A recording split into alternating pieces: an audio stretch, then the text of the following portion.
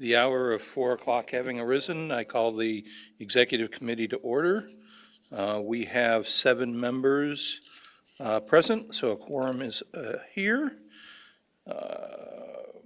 Consent agenda, which is 2A and B, which is the minutes for the executive committee, January 12th, 2026 regular meeting, and payment of bills and transfers from the general fund totaling $1,148,171.25, and for the Regional Planning Commission of $2,049.56.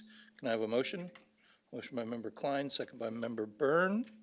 Does anybody have any comments or questions? Seeing none, all those in favor vote aye. Aye. Opposed, nay.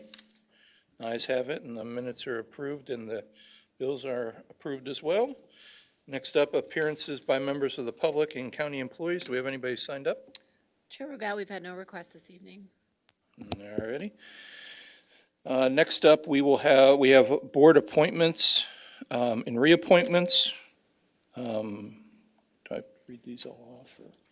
No, you could just say appointments and reappointments. Okay, we have 4 new appointments and then 2 reappointments. Can I have a motion?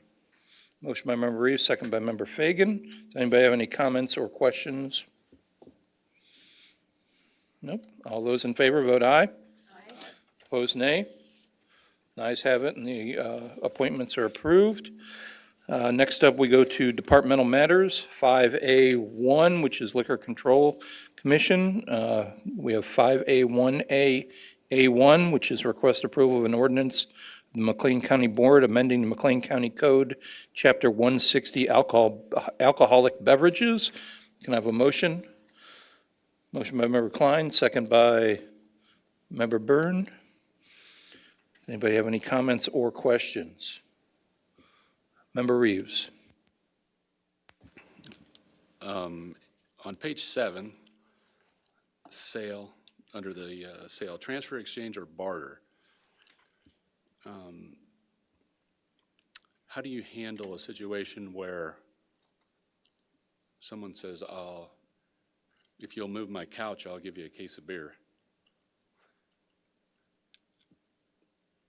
Is that a violation of the county ordinance?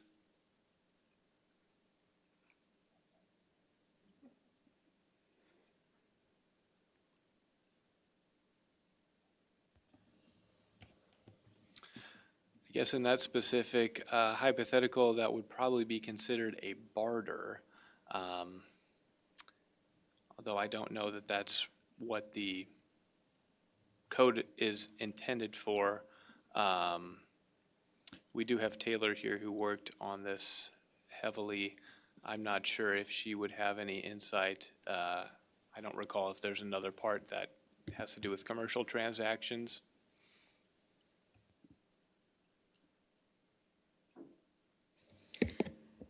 So I removed A through G of sale because those would kind of fall more under setup establishment. So we're kind of trying to limit what might be just like personal friends exchanging, that sort of situation.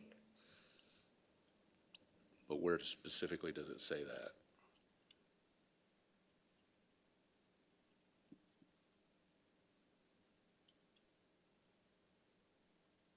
So there are instances where private parties and things like that would require a liquor license in the special events ones. But yeah, I don't have a definition of barter. So may I? Yep. So my next question is, if the person moving the couch for the case of beer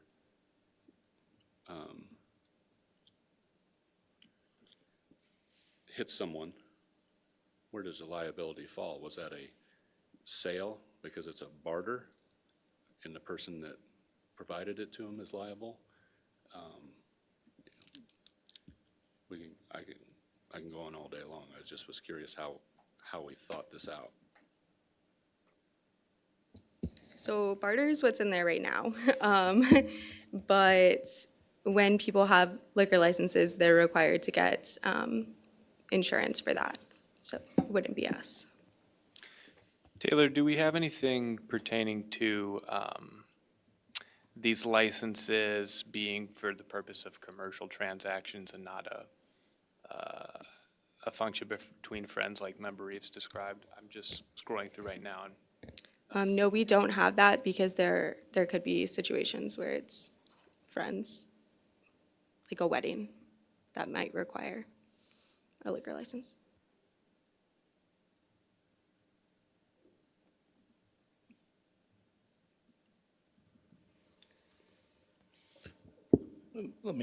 So this is under sale though, right? So this would be more on, we're not talking about me going, Adam asking me to move his couch, and between the two of us, it would be someone with a business, correct?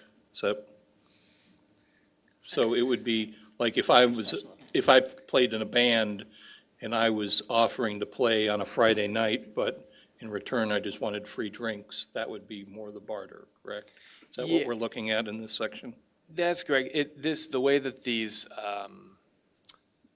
ordinance have been applied is pertaining to commercial transactions or more formal events.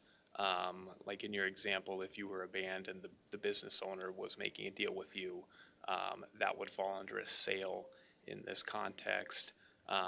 There are also, like Ms. Williams pointed out, weddings. If you're renting out a venue and you're going to have a catered bartender or restaurant service there that is going to be either providing or selling alcohol, that would generally, we would see those fall under this ordinance, and they would apply for a limited permit for the special event. I think I'm seeing Member Reeves' point is that, Mr. Rude, if I may. oh, sure. The definition in the State Liquor Control Act includes barter, so that's why our code also includes barter.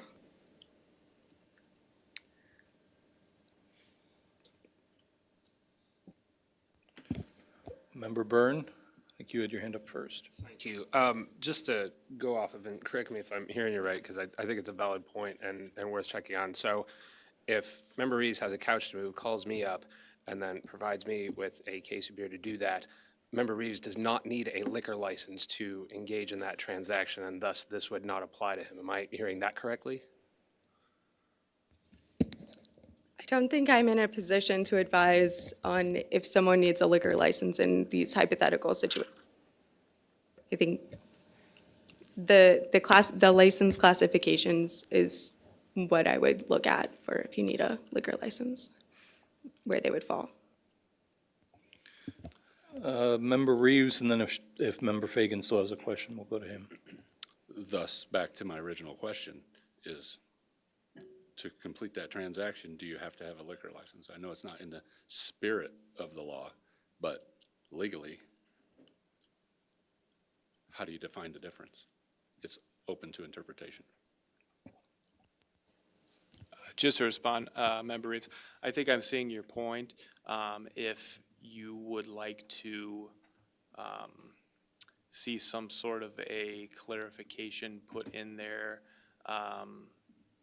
noting that this pertains to more commercial transactions and not instances between friends like you've described, we could certainly look into that unless you had a suggestion as to some language we could input into the definition section or otherwhere in the ordinance. I'll leave that to the legal team, but I think we should refine this. Member Fagan, do you still have a question?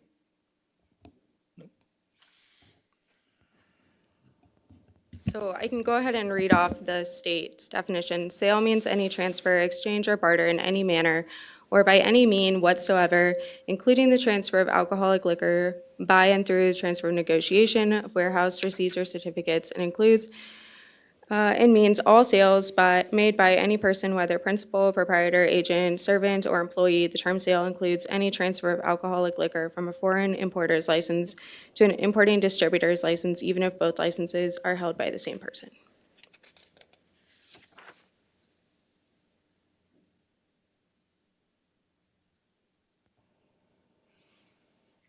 Member Friedrich? Yes, I was wondering who, and I can't find it in all these pages, believe it or not, polices these ordinance. I know the health department has some policing efforts. That's my question. I think that goes back to legal. There could be multiple departments that are involved with enforcement, including the Liquor Control Commission and the Sheriff's Office, and potentially Building and Zoning or the Health Department, depending on the permits that are needed.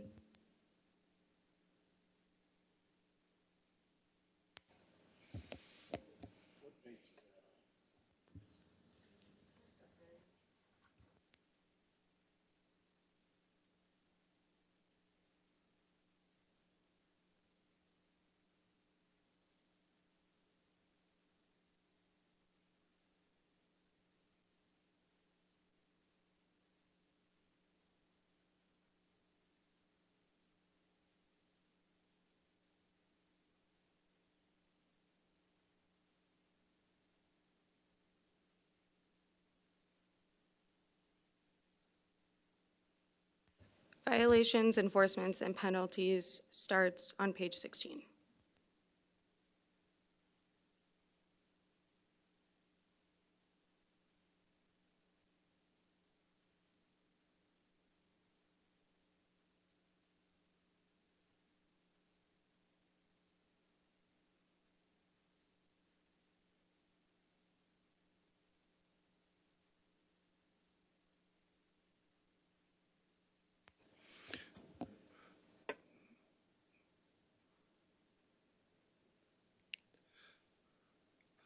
Member Reeves, is there something you'd like us to do as amend or hold or?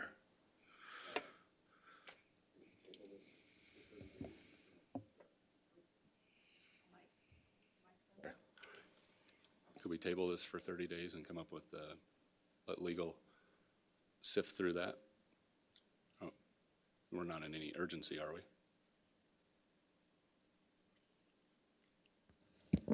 The annual licenses expire in the summer.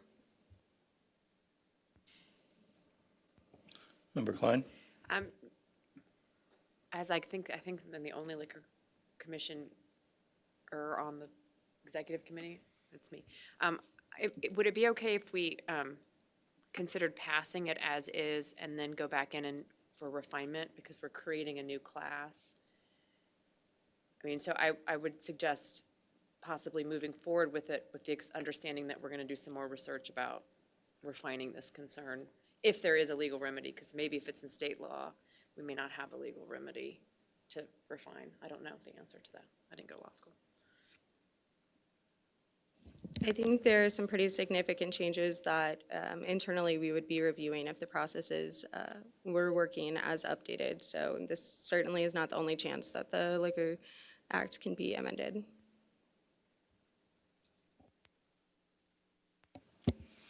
Member Reeves, what would you like to do?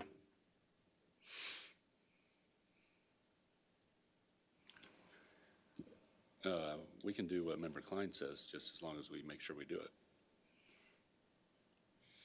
I think if Member Klein is on the Liquor Commission, and if she says that she will do that, I think we can take her at her word. But that, again, is up to you, if that's what you want to do. Okay. All right, then. All those in favor of, we're at 5A1A1, say aye. Aye. Opposed, nay. The ayes have it, and the request is approved. Next up, we have 5A1A2, which is request approval of an ordinance of the McLean County Board amending the McLean County Code, Chapter 205, fees, Section 205-31, Chapter 160, alcoholic beverages. Can I have a motion? Motion by Reeves, second by Member Klein. Member Klein? Yes, I just wanted to, I'm going to make a suggestion here. So in our Liquor Commission meeting, we agreed with the concept of passing this new Class D license, but we had a little bit of a discussion and concern about the costs. And so we made the decision to pass it out of our committee and bring it here in case there was something else. So that resulted in the email that you got from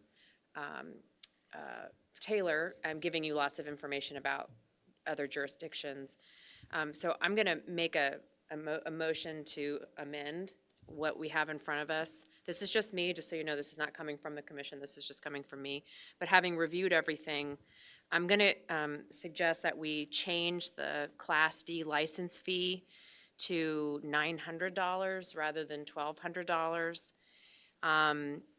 If you look at surrounding counties and similar jurisdictions that Ms. Taylor provided for us, fees for comparable alcohol-only kind of packaged, limited scope licenses generally fall below the Class A levels, right? So they're not the same cost as the Class A. Often, these range between $650 and $900. If we set the fee, slightly below the full-service Class A license, I think that would still maintain a hierarchy between the license types. It would align with regional benchmarks and help ensure that our pricing is perceived as fair, proportional, and consistent with neighboring counties and jurisdictions. If you look at some of the rural counties, we do seem a bit high.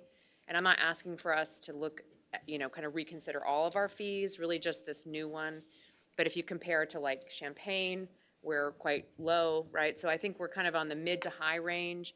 But I do think there was concern that having a more limited scope license, having the same cost as a Class A license, didn't seem quite fair about that. So dropping it to, my suggestion would drop it to 900 as a sort of reasonable point, given that the range is approximately 850 to 950 in the area. So I'm going to make that motion to amend. Oh, go ahead. You do that, and then I'll clarify. So this is the motion to amend. It would need a second to be. Second by Member Reeves.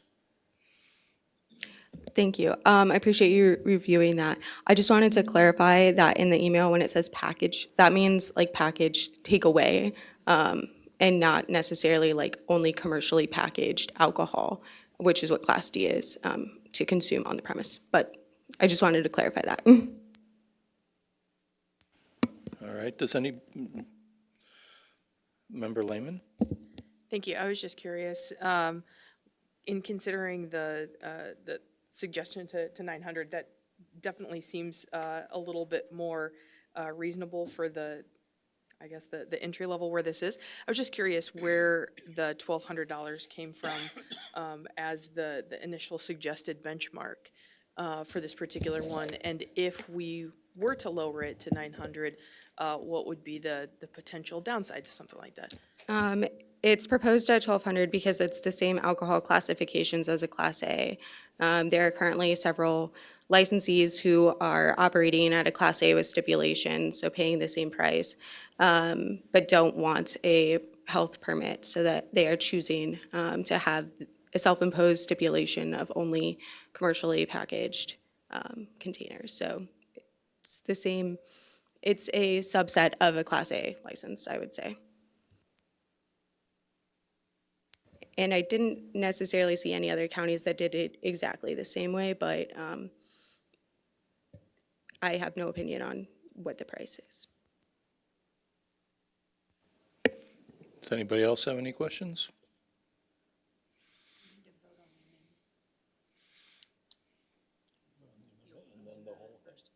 Okay. All right, all those in favor of the amendment, vote aye. Aye. Opposed, nay. The amendment is adopted. Does anybody have any questions about the amended request? All right, seeing none. 5A, 2A, all right, sorry. 5A, 1A, A2 as amended. All those in favor vote aye. Aye. Opposed, nay. And the amended request is approved. All right, let's move on. I think it's about as long as my committees normally last, so we're just getting started. All right, so next up is 5A2, which is information technologies. The first one up is 5A2AA1, request approval of purchase computers from HP Inc. through a joint purchasing contract. Can I have a motion? Motion by member Lehman, second by member Fagan. Mr. Nelson? Thank you, Chair. For these first two items, I'm going to defer to Mr. Berger, who is the Assistant Director of IT and has been pointing me in on these two projects. This is our annual PC refresh across the departments that computers have hit end of life. Details broken up several different ways for easier consumption. Does anybody have any questions? Member Reeves? Is there a needs analysis on who needs what?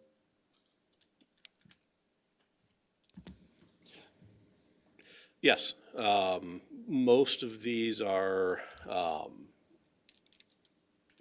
don't want to say minimum spec, but we're not over-speccing computers. We're not giving everybody i7 workstations.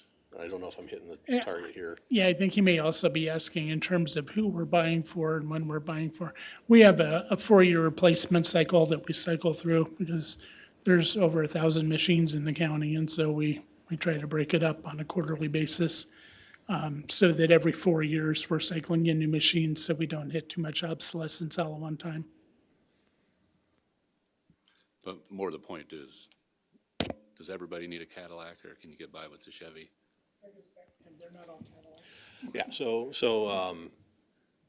and stop me if I go too in depth on this, but different processors. i5 meets most business needs. There's a few places where we need what's called i7s. So if you see the CAD GIS desktop, those are places where they have substantial usage needs. So like highway, they do significant number of things out there.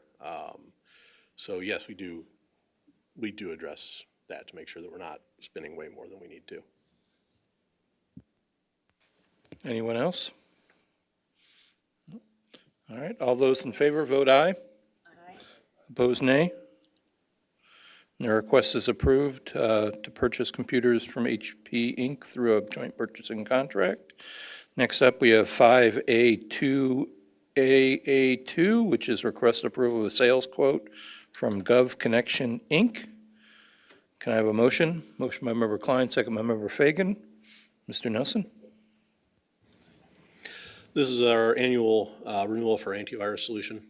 It gets loaded on every workstation server in the county, making sure that if something I shouldn't say making sure, getting as much visibility on the devices so that if something were to happen, we have as much opportunity as possible to catch it. I think it might be worth mentioning in our annual pen test last year, we did get notification from our antivirus provider that something was going on early enough were at an actual event to stop the event. Anybody have any questions? Nope. All those in favor vote aye. Aye. Opposed, nay. And the request is approved of a sales quote from GovConnection Inc. Next up, we have 5A2AA3, request approval of a change order with Journal Technologies, Inc. Can I have a motion? Motion by member Fagan, second by member Friedrich. Mr. Nelson? Thank you, Chair. Yeah, this is a change order with Journal Technologies. They are the vendor for our court case management system implementation. It's a relatively small change order to which the courts have agreed to fund the cost for that. But we did discover some additional tables inside our legacy project related to addresses specifically that need to be converted that were missed in the original specification. That's the majority of the change order. So we're asking for approval of that change order in order to move forward. Anybody have any questions? Nope. All right, all those in favor vote aye. Aye. Opposed, nay.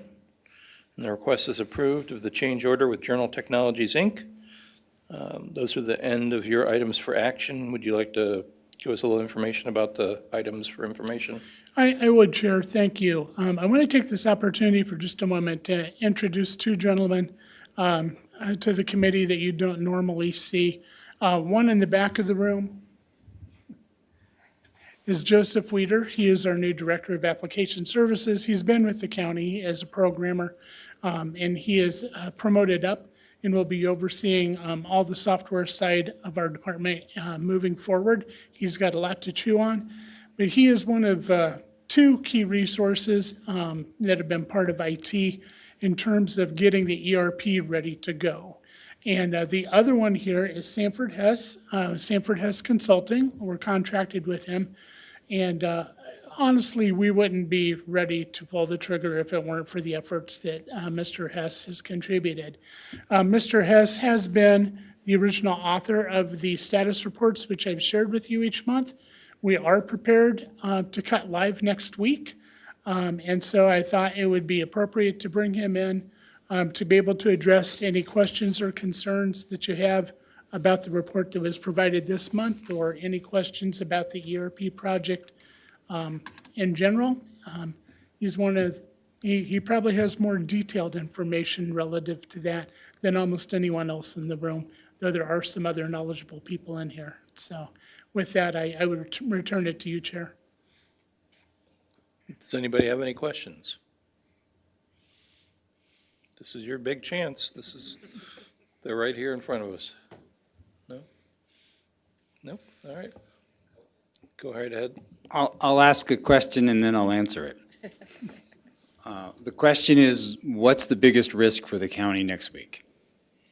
So these transitions can be bumpy, and I just want to, answer sort of something as a project manager. I'm always in risk management. So we're going, back up a little bit. The county has not been cutting vendor checks since the end of January. So January 30th, the Friday, was the last day that any vendor checks went out the door, and departments were instructed basically to hold off for 2 weeks without paying any vendors. Now, employees are being paid. I just want to emphasize that. When we turn the system on Tuesday, the biggest risk is that there will be difficulty getting all the backlog of entries done. It will take longer on day one to do something than it did in the system that they had been using for 25 years 2 weeks ago. So what I would say is, the biggest risk that I would expect is there will continue to be a little bit of a backlog of getting vendor payments out the door. We've been sitting on 2 weeks worth, plus they continue to come in. So I would say there might be some delays in getting payments out to vendors would be one of the bigger risks. There are, if you think about the different types of risks, there's very unlikely ones where we have some kind of massive problem that prohibits us from doing things, but we've been really shaking down things very well over the last few weeks. So I would not expect there to be a massive problem. I just think that there might be some catch-up period of time. And that would be the worst impact for the county is just, and given that the state and the county follow a 60-day timeline from receiving an invoice to when it's being paid before we have to subject ourselves to any kind of interest, we will not be risking that 60 days just for this 2-week period. Member Reeves? How do you stress test a system like this when you go from 10 people to 500 people online? It's a good question. We have not done a classic stress test. One of the reasons is because this is a hosted solution. So the vendor is providing the servers and everything else that this is running on. And there are entities that are running on their application that are much larger than the county. So, but we have not done a classic stress test where you have a number of people lined up and everybody presses the button at the same time and you see if the system will kind of handle it. In terms of the numbers of transactions, we have been converting over historical data. So we've been pumping lots and lots of records through the system, and those have not provided any issues. Anyone else have any questions? So when you say there might be delay, and you said it wouldn't exceed the 60-day, you're talking a few days, week tops, or in that area? Or you're talking 30 days or 45 days? I would expect week tops. I mean, I think, people are going to be in the system. And keep in mind that next week is a shortened week. So we start on Tuesday, so it's a 4-day week. But, I would hope that by Friday of next week, people have taken care of the backlog of invoices that have come through. So we should be able to, think about the timeline, the 2 weeks that we sort of sat on everything. So this is like week 3.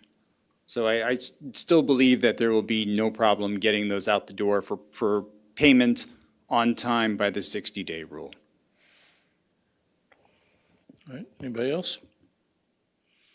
Nope. Thank you very much.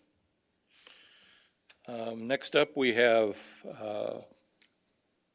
5.3, which is Behavioral Health Coordination Department. Sorry? Oh, sorry, Craig, do you have another report, accessibility report? Well, we do have quite a few things all cutting live in the near future. Finance is obviously the closest one in February. Mr. Leary, as you know, is our expert on ADA, and I can bring him up if you have questions about the compliance deadline that is in April. And then in between there, in the Oreo of that, we have a jail system cut live in the middle of March. So that would probably also summarize my monthly report at the same time. So if you have questions about any of those projects, I'd be happy to address those. I think we're sitting in pretty good shape, and we've actually identified a new tool that we're also going to be using on the website in relatively soon that will also assist us with compliance for the website. All right, does anybody have any questions? No? All right, thank you again. Thank you. And now we will officially move on to Behavioral Health Coordinating Department. First up, they have 5A3AA1, request approval of an advertising agreement with Panagraph Publishing Company, Lee Enterprises for 988 crisis services. Can I have a motion? Motion by Member Fagan, second by Member Byrne. Ms. Landreth? Yes, this is one of 3 contracts that is part of an advertising plan for this year that's connected to the 2026 Behavioral Health Action Plan, the section that includes community engagement and outreach, the purpose of which is to inform the public and key stakeholders about local needs, available services. We did have a marketing campaign last year as well, based on the strategic priorities that were selected from the 2022 Mental Health Action Plan.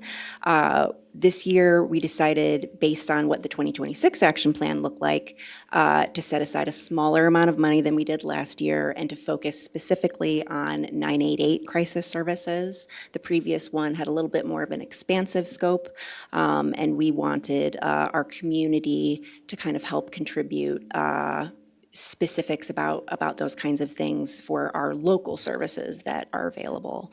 So this specific contract is with Lee Enterprises, which is also Panagraph Publishing, and includes kind of a smorgasbord of different modalities, including some traditional print ads.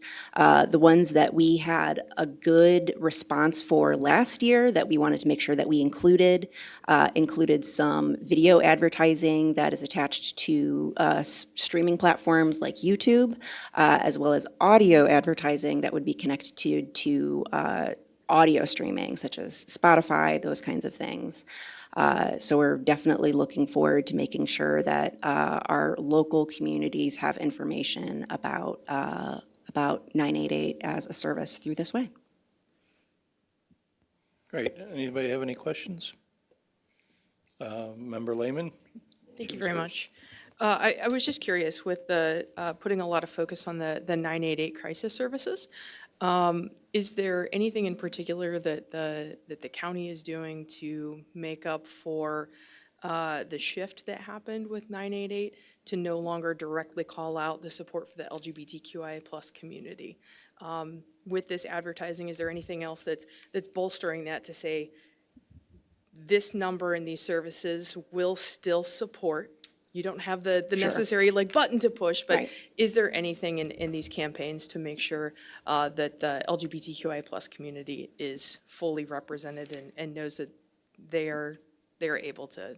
Sure. The contract is still pretty early, so we haven't gotten into the specifics of the creative materials or any of those things. We're also looking out for vulnerable populations was also something that was specifically called out in the notice of funding opportunity that just went out. So there's definitely also opportunities for community partners to bring forth ideas to specifically make sure that all members of our community are getting the specialized attention and treatment that they deserve. Great, thank you very much.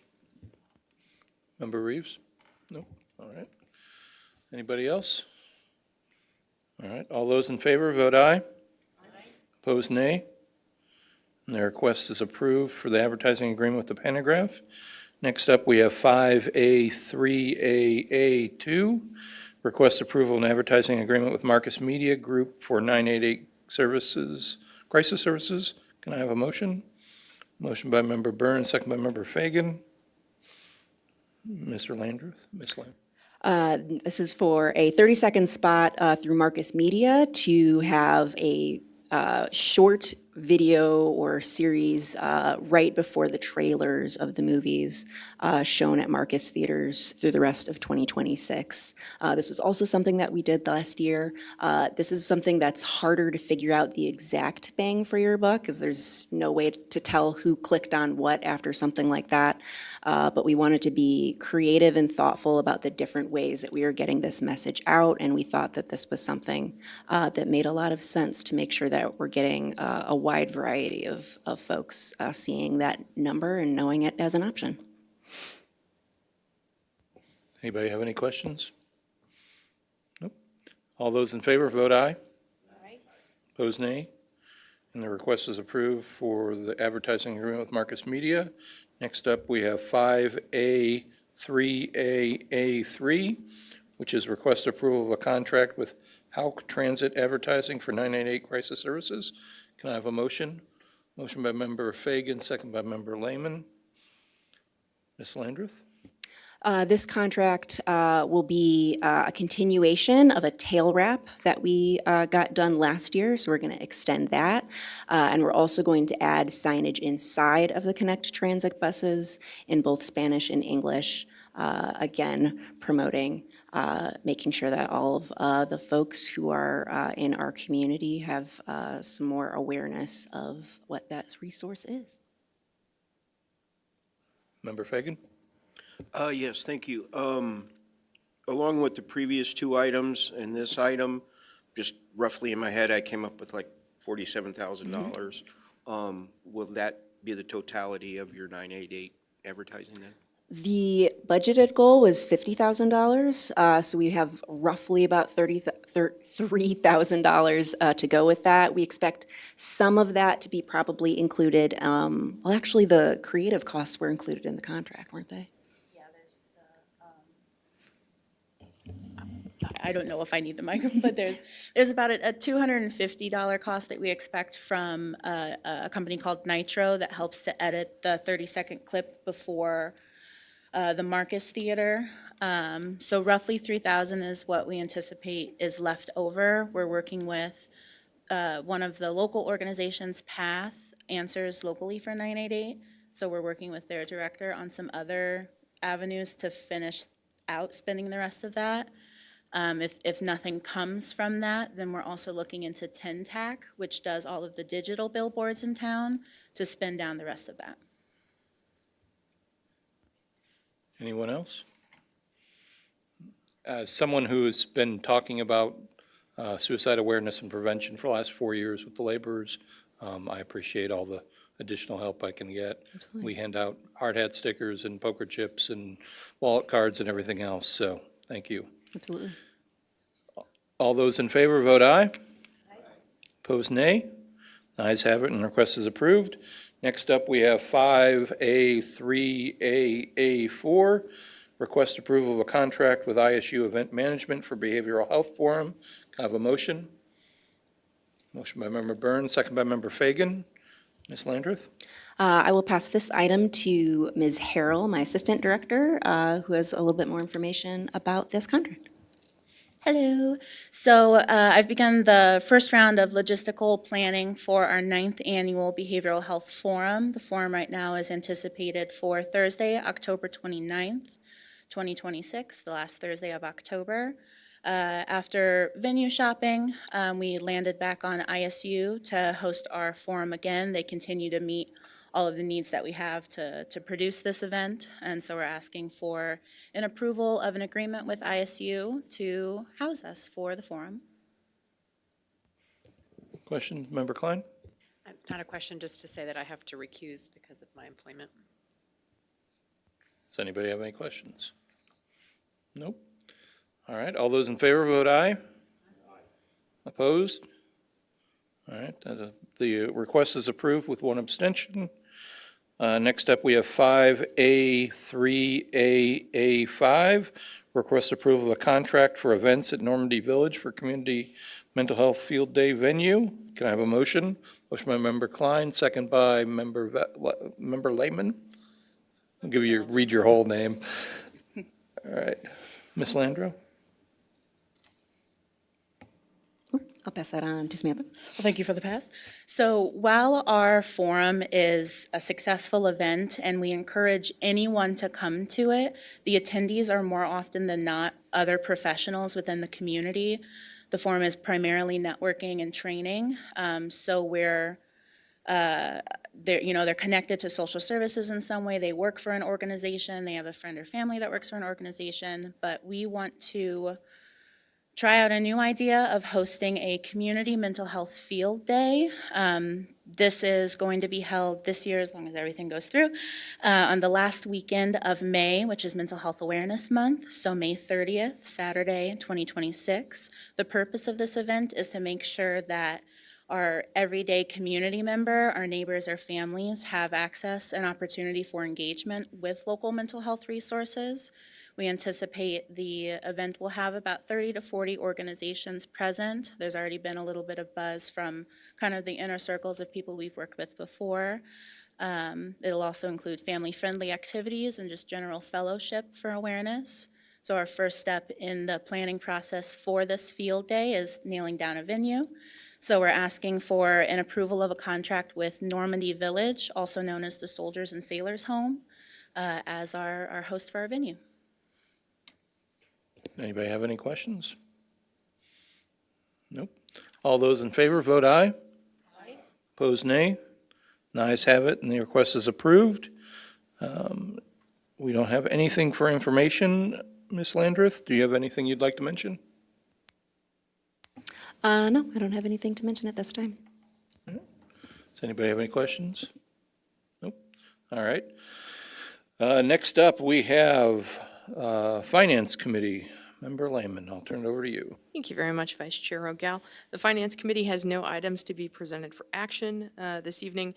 We do have a couple to go before the board, and as far as information goes, I would absolutely be remiss if I didn't take the opportunity that I missed earlier to give my thanks to Mr. Hess for the work in making sure that our ERP system goes off without a hitch very soon.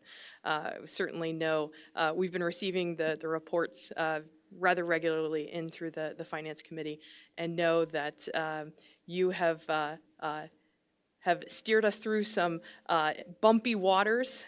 You've steered us through some very calm sailing seas, and we appreciate you for all of your work at the helm on this one. So thank you very much, and sending you all of our best for the best possible scenario. Thank you. Anybody have any questions for Finance Committee? Nope. All right, next up, we have Health Committee. Member Byrne. Thank you, Mr. Vice Chair. The Health Committee has no items for action today and a few items that we'll be presenting to the board. Kind of a quiet month. The construction continues apace at the nursing home. And other than that, business as usual. Thank you. Anybody have any questions for Health Committee? No? All right. Next up, we have the Justice Committee. I'm asking Member Reeves to take the helm for this one. Thank you, Mr. Rogal. We have 4 items for action. The first one is a request of intergovernmental agreement for sale of secured bed space in the McLean County Juvenile Detention Center. Can I have a motion? Motion by Member Reeves, second by Member Fagan. Any comments or questions?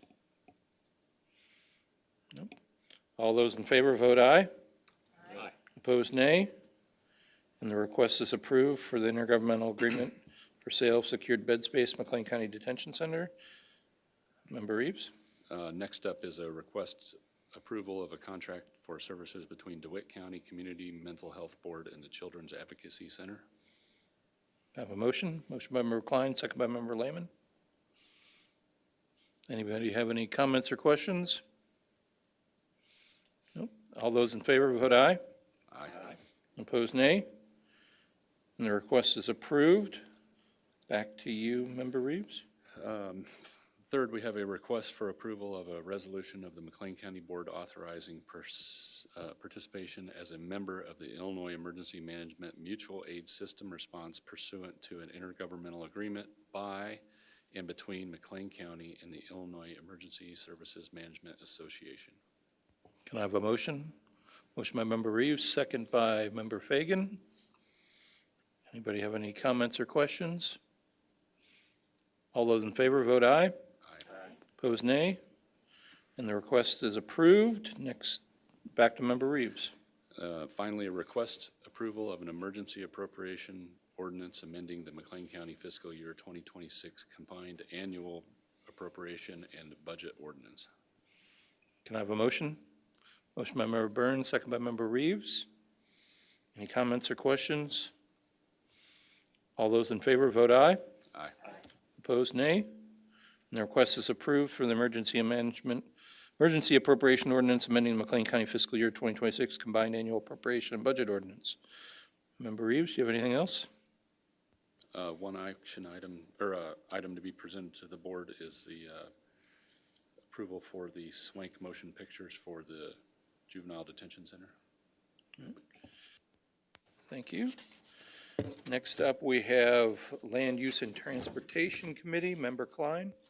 Thank you so much, Chair Rogal. The Land Use and Transportation Committee has no items to be presented today for action, but we will have 4 items. They're all transportation related and also a stormwater management plan from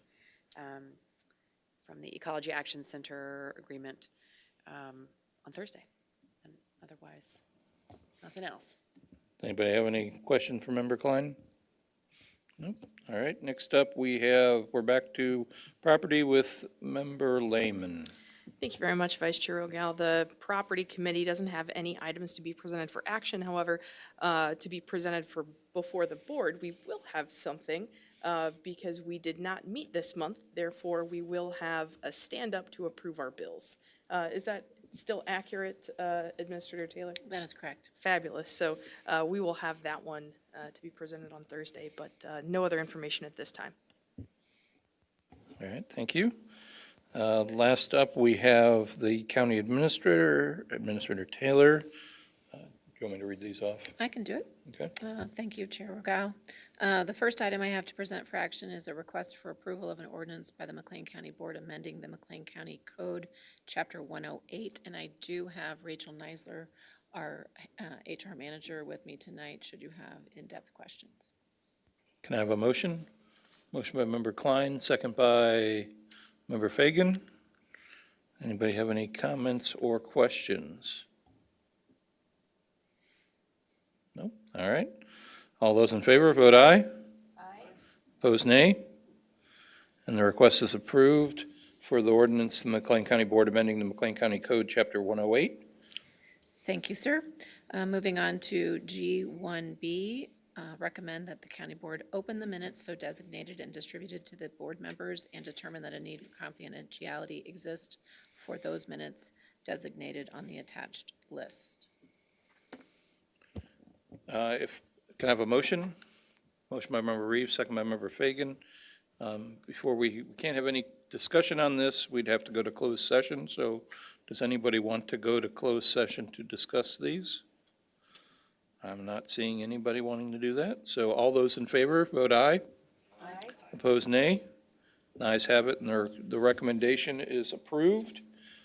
Thank you, Chair Rogal. I have no other items to present to the committee this evening. All right. Last up, our next committee meeting will be Monday, March 9th at 4 PM. Does anybody have any other communications or business they'd like to mention? Nope. All right. We are adjourned. Thanks, everybody.